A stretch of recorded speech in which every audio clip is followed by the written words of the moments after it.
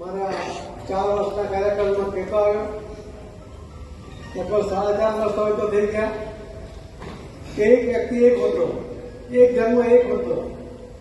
આજે હું તમારી સામે ઉભો છું તો 3 હોદ્દા લઈને બેઠો છું. સાંસદ છું એટલે કેબિનેટ મિનિસ્ટર પણ છું અને પ્રદેશનો અધ્યક્ષ પણ છું. હું પોતે 2 વાર રજૂઆત કરી છે કે કોઈને જવાબદારી સોંપવી જોઈએ, પણ હવે મને લાગે છે કે ઝડપમાં આપણે નિર્ણય તરફ જઈ રહ્યા છે. ઘણા બધા નવા સંગઠનની શરૂઆત કરવાની સૂચના અમને ગઈકાલથી મળી છે.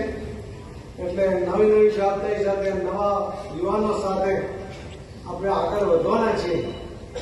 જેમને નવી તક મળશે એમને એડવાન્સમાં અભિનંદન અને જેને મારી સાથે કામ કર્યું બધાનો આભાર પણ વ્યક્ત કરીશ.